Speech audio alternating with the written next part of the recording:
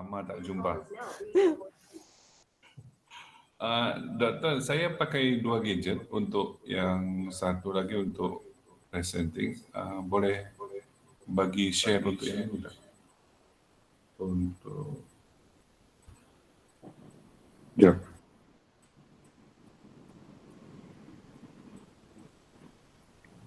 Mana-mana. Boleh ya. Saya ini. Boleh. Okey. Okey. Jap.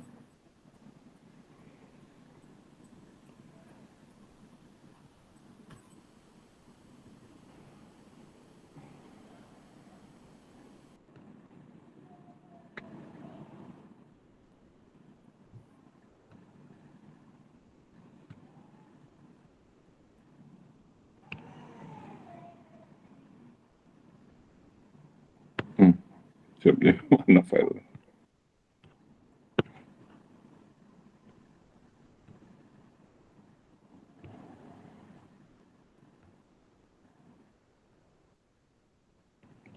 Okay,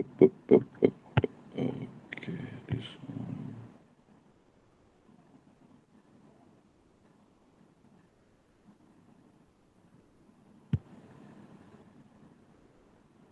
Oh, ini yang salah. Sorry. Salah.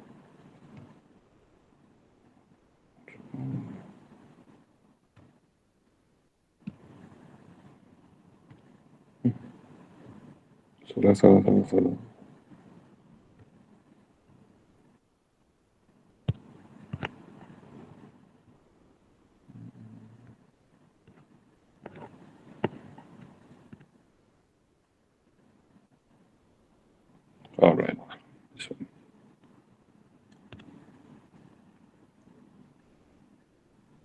Dr. Zaina, ini boleh nampak tak? Ya, boleh. Boleh. So, boleh start? Ya, boleh mula. Okay, thank you very much for the moderator, Dr. Zarina Yahya, my colleague during our study in University Science Malaysia. So it's very nice to see you here. Now you are senior lecturer. I'm very happy to hear that. So allow me to present at this time seismic collapse performance of Indonesian RC frame structure. First of all, I would like to thank you to the Faculty Civil Engineering and Technology from University of Malaysia, Perlis, for inviting us, myself, my colleagues, Dr. Mahyunisa and Dr. Fahri Jaldur-Kanin. So the first sessions I will presenting now. This is based on my current study done with my former undergrad student, Mr. Afiful Ansari. So it is now still under developing. This is the I think about the intermediate result report that we would like to share with you at this lovely program. This is the outline of my presentations. First, I will discuss about the background and the objective of this research, and second one, followed by the method. I will describe more further about the FEMA P695 method that we use in this research, and then how to select the archetype, and then also the seismic design, material nonlinearity, and with the ground motion selection and scaling. And then next chapter, I will discuss about the result, and then end with the conclusion. So let's start with the introduction part. So why we conduct this kind of research? Of course, because our country were situated in the high seismic prone regions, so we need a good structure to resist the earthquake hazard. And then we like to know how robust Indonesian code conforming MC buildings, those who build and design with our recent seismic code, which is Indonesian seismic code released in 2012, not the news one. The news one released in 2019, but this is the previous one. We just try to evaluate the existing building. And then also it is, since it is reinforced concrete structures, it was based on our standard code also, SNI 2847, which is mostly adopted from the ACI, American Concrete Institute, American Standard for Concrete, ACI 318, released in 2014. Okay, as you can see in this slide, that the picture in the right side, the very right side, that the situation of our seismic, which is mostly dominated by the subduction earthquake. The subduction has a kind of a reverse fault type. Due to this activity, plate boundary activity, which is the Indo-Australian plate subducted below to the Eurasian plate. So there were also extreme, what we call it, the extensive regions situated in the mountain line in Sumatra Island, what we call it as a shallow crustal earthquake, and in the subduction zone, it is a megathrust earthquake. Okay. As I mentioned previously, that the objective of these studies to evaluate the Indonesian code conforming reinforced concrete building, which was based on the FEMA P695 methods. There are many parameters that we can evaluate based on this method. So at this research, now at this moment, I will only share to you the objective of defining the collapse margin ratio. Using this method, you can also evaluate the overstrength factor, force reduction factor, or in Eurocode you can say in Eurocode we said as ductility class, ductility class, DCH, DCM, if I'm not mistaken. Okay, so let's start with the method. The method itself, the FEMA P695 method, it is based on as we know, the capacity design of seismic resistant design. So as illustrated in this slide, it is the capacity design of a system which is drawn based on the base shear force at the y-axis and also the lateral displacement on in the x-axis. The capacity curve, commonly it is developed based on post-over analysis, which is, you can see this is, I draw this. This is the capacity curve based on push-over curve. Having this kind of curve, you can evaluate of course, the ductility and also the overstrength here, and also the deflection amplification factor, response modification factor, and the R itself explain the reduction to have a kind of ductility capacity.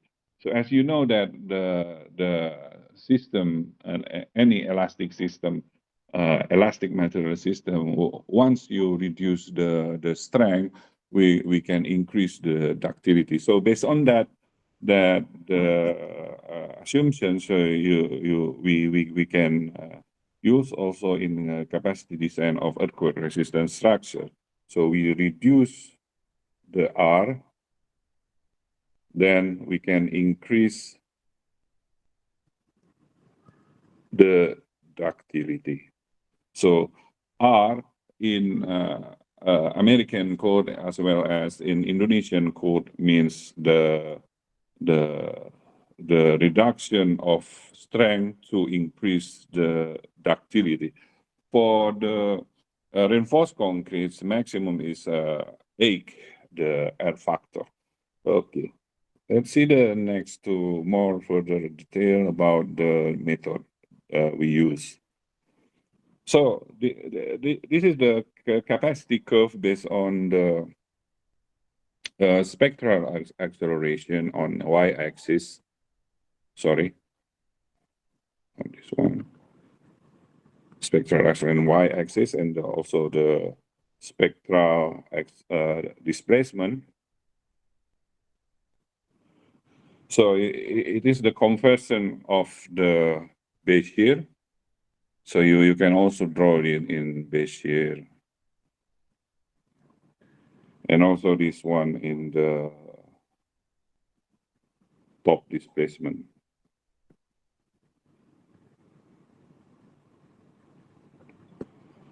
So since we convert this capacity curve in form of spectral acceleration and spectral displacement, so we can relate with the seismic hazard itself. This one indicates the seismic hazard, two things, two types, I mean. So we can draw, let's say, this part of the MC ground motion, and also this one we can say the collapse of the ground motion, and one the other one, the MCE ground motion. MCE ground motion mostly available in any seismic code currently. So it is based on the return period of 2,470 years earthquake.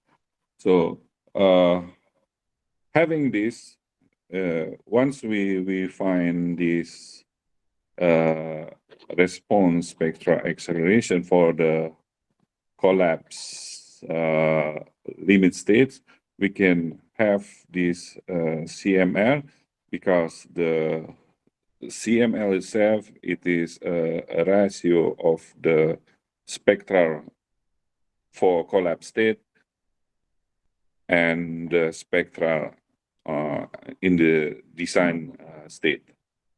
So the definition based on this illustration is very easy, but the journey to have that is very long. So we can see later.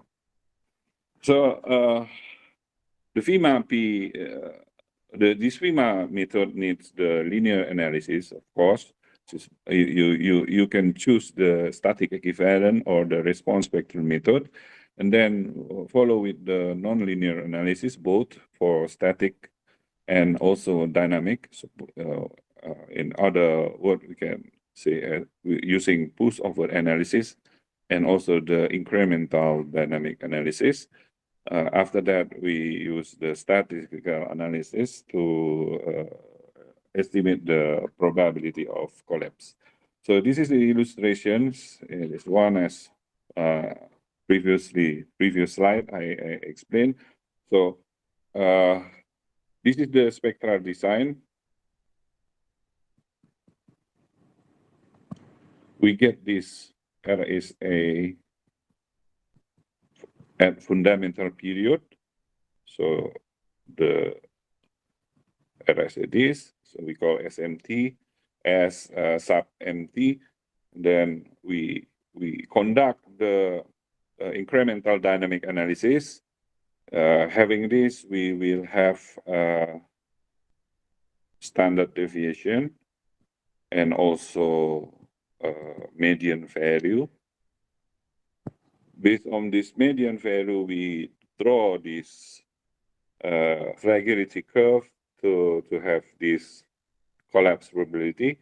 The median value of this collapse probability is the as hat sub CT. Then we have this, we can back to this curve. So this one, the S sub CT. So we divide with the S sub MT spectra design, we get the CMR. So it's based on SCT and SMT. So of course, this is not directly straightforward. We divide these two spectra result from the analysis. So we need to add some uncertainties because dealing with the earthquake means we're dealing with many uncertainties, not only in terms of modeling, also with the ground motions. So this is the sequence of the procedure that we use with the FEMA P695 method. We define the archetype. So this archetype is many parameters involved. And then we conduct the seismic design to get the SMT. We generate the nonlinear models of course, the many ways to identify this material nonlinearity. So we follow the FEMA method and also Hasselton method.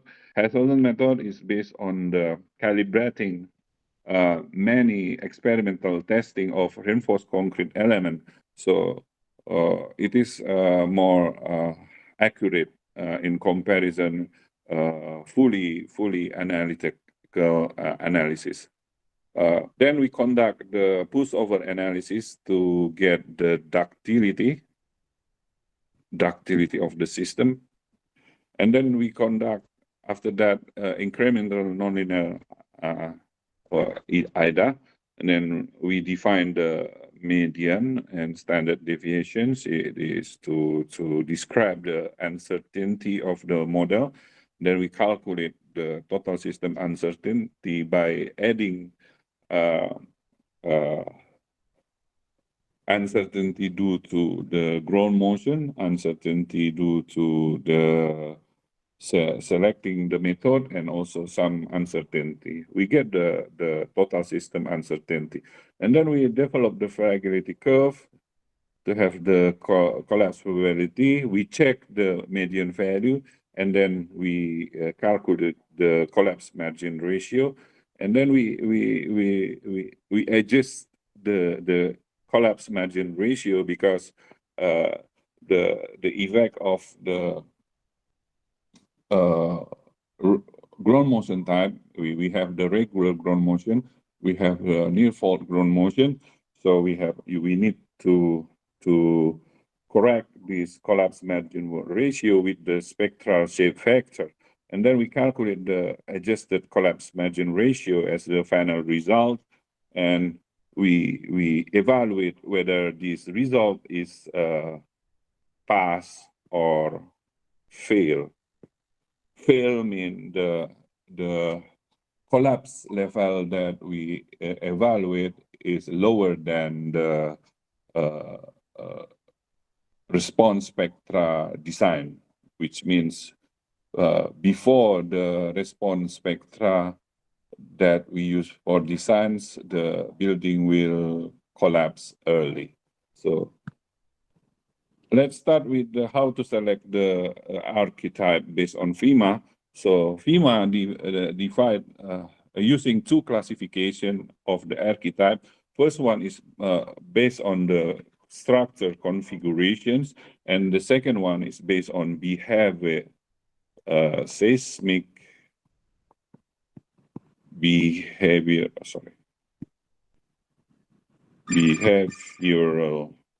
effect. So these two classifications we need to consider in developing the models. So since these variables too many, so we and the consequence selecting this variable will increase the number of the models.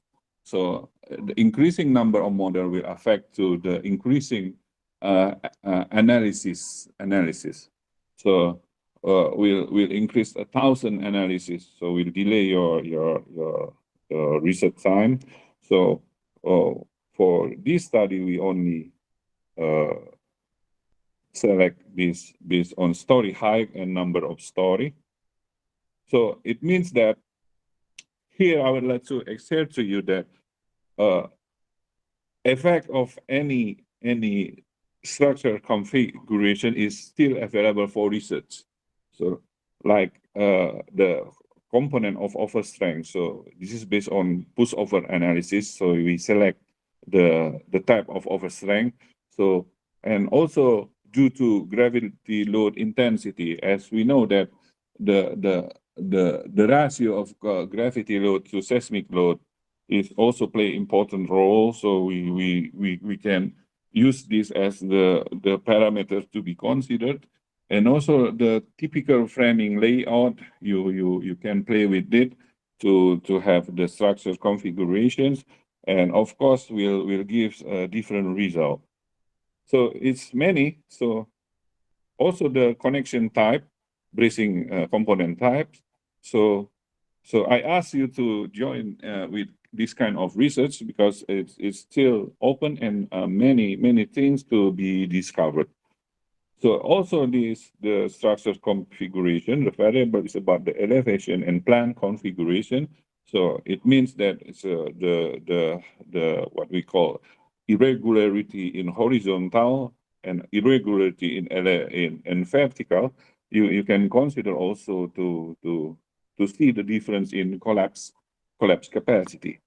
And the second classification of the selection of AKITA based on FEMA is based on the seismic behavioral effect.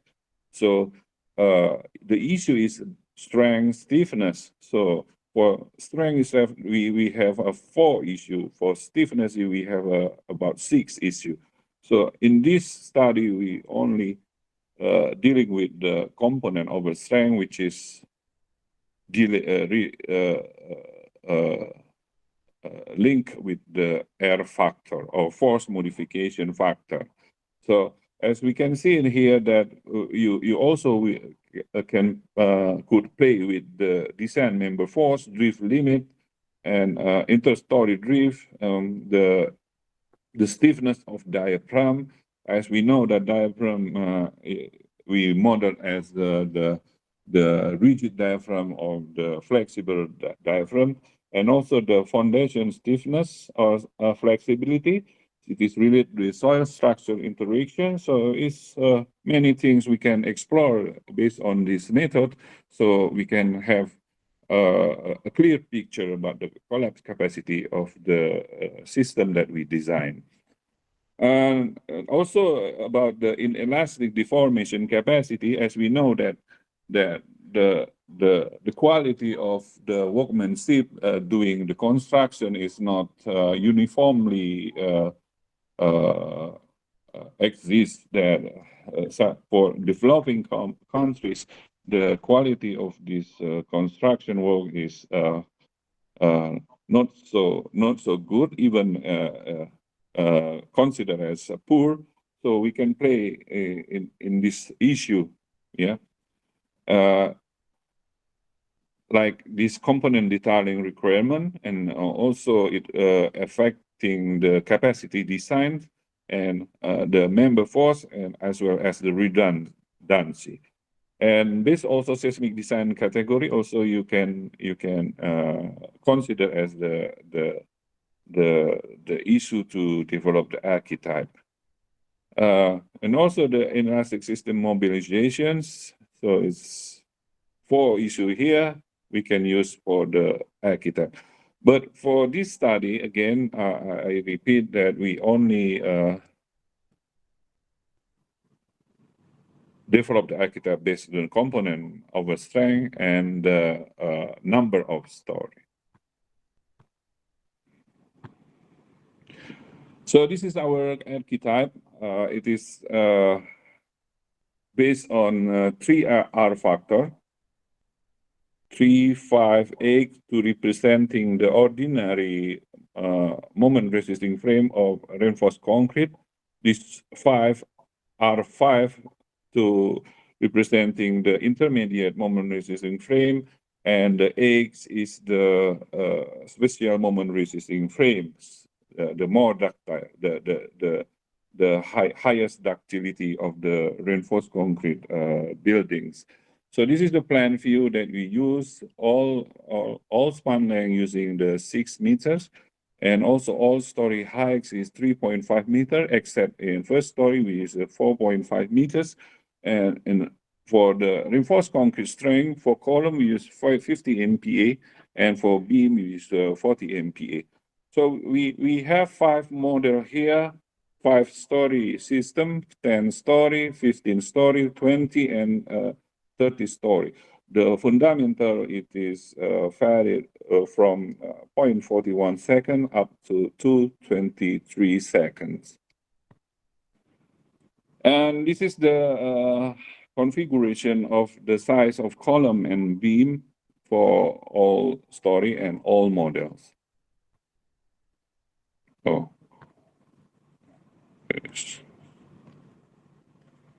Oh, supposed to, I don't know what.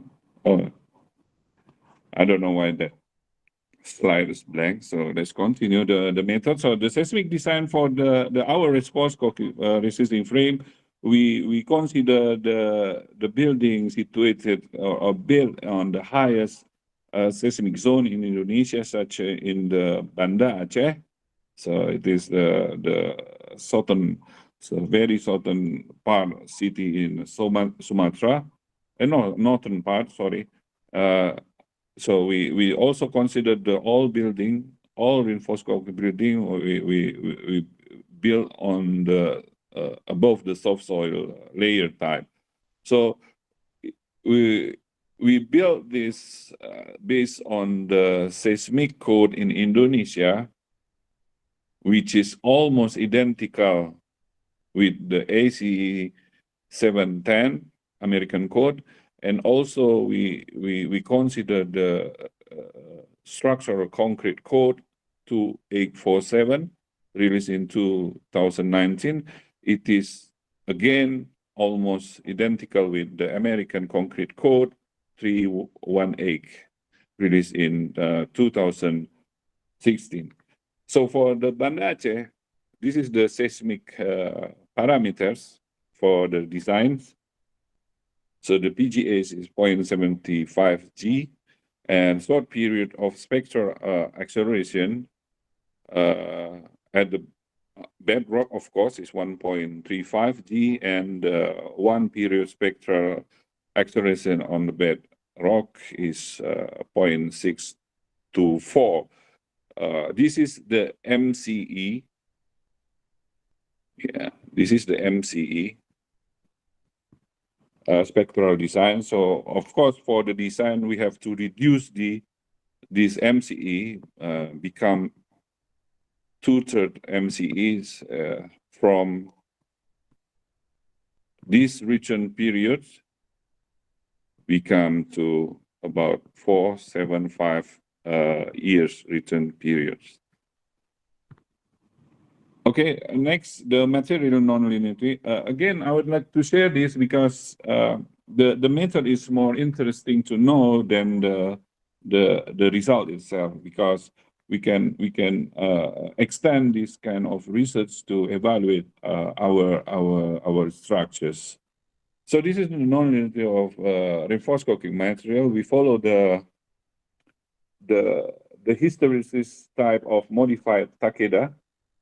And the hysteresis parameter, we use the alpha, 0.3 alpha means the slope of the repeating of this curve, yeah, is 0.3, and the beta 0.6 is the slope of this kind. Okay. And then we use the rotations. This one is rotation based on a study done by Hasselton. Hasselton calibrating the rotation capacity based on the experimental testing. So we use that to have what a realistic model, so that we have a realistic results. So also we follow the Fardis study to use this value. Fardis also calibrating based on the experimental testing, and we follow this study to have this ratio capacity of the strength in compare it with the yield strength of the element. So this is how to calculate the rotation stiffness and this yield rotation, and also the slope, this slope. Okay, then another important parameter that we have very careful to consider is the limit state, collapse limit state, I mean. So we use this non-simulated model because when you using the incremental dynamic analysis, it is not easy to have the flat graph to indicate the collapse states. So therefore we evaluate the collapse limit state based on non-simulated model, mostly based on the drift. So we have the FEMA, Eurocode, and also some studies. So we use these collapse states, 4% of interstory drift minimum, and also to have that realistic the collapse limit state, we also refer to the study done by Hasselton et al. They are calibrating the experimental result with the model predictions. So it is a bit higher, 0.05 for the drift. For this one is a single element, mostly a column like this. So done statically, no, dynamically, what we call pseudo-static test to have this hysteretic curve. So the collapse of this element in the 5% of column drift. So as we conduct the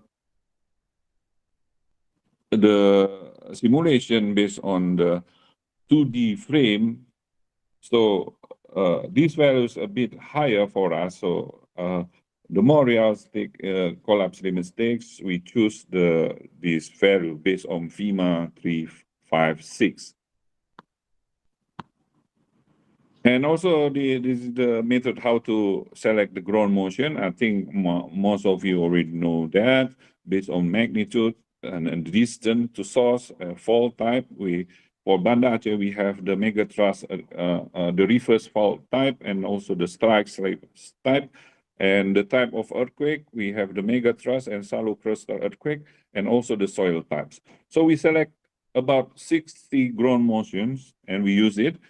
It's based on 3 classification: the regular, and also the near fault. So the near fault consists of ground motion having forward directivity, and also ground motion having the fling step. So 30 ground motion each, 20 ground motion each we selected to conduct the incremental dynamic analysis.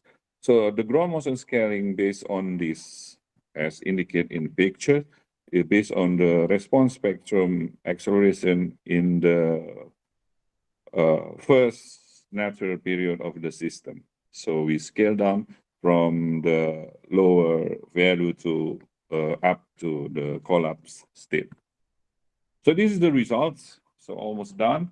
So the results, of course, here I could share to you only some of results. So this one is based on R factor, or the remaining R5, and 3 is remain mystery because we still keep it. Now we are underwriting the result. The first result already accepted in key to Scopus Indexes journal. We jointly published with Dr. Muhammad Fazli and his colleagues from University Science Malaysia. So preferred will be published in the early of next year, 2013. So it's about 60% of the result still not published yet. So we are underwriting now. So this one is a result, the pushover. This part is the result, ductility. So 5-story, we have the 6.7 the ductility, and 30-story is about 6.83.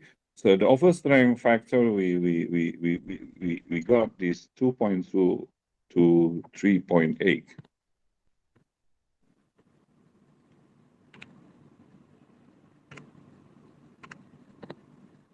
So we have the result of the IDA. So this is the IDA result for 5-story, 10-story, and 30-story regular ground motion. So the ground motion having no forward directive effect and fling steep effect. So as we can see that as the number of story increase, so the slope of this curve so also decreasing. So that's indicate that as more the story we have, we will need lower the seismic force needed to collapse the systems. So this is the median value of 5-story based on regular ground motion, forward directive effect ground motion, and fling step. For 5-story, it is dominated by the fling, mostly fling, 5-story, and also the 15-story dominated by the fling ground motions. But for 20 and 30-story, it is dominated by the regular ground motion.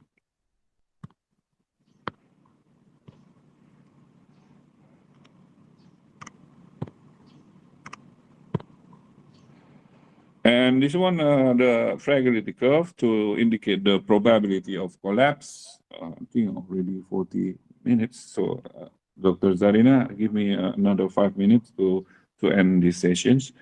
So we have this, so it is, we can say that indicate the collapse, the response vector to make the system collapse. So this 50% to indicate median based on this value, and also this, and also this. So we have 0.5 something for the collapse level of the 30-story. So as the number of story increase, so we will have this trend. So the slope will increase. So it's getting vertical.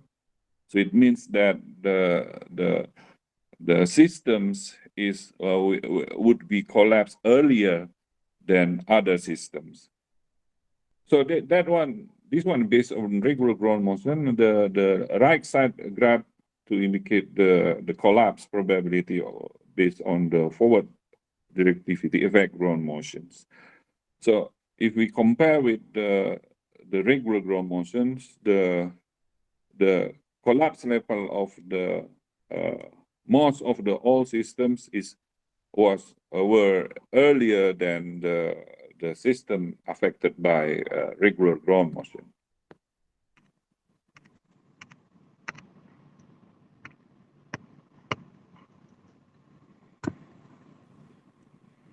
Yeah, this is the collapse margin ratio for reinforced concrete of the special moment resisting frame or with egg. So we have the very unique here for 5-story. Collapse margin ratio is so high for collapse for 5-story under regular ground motions. It means it's conservative, but not only conservative, it's too conservative value. So it's about 6. Yeah, the rest is about 4 point something. So we can see in here, we can see from this figure that most of the system from 10-story to 30-story, the highest collapse margin ratio affected by the forward directivity effect ground motions, followed by the regular ground motions. So let's check this collapse margin ratio, whether it is accepted or not, pass or fail.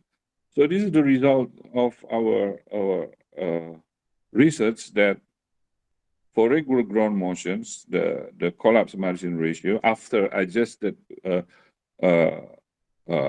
by including the factor of spectral shape of spectral, and also this.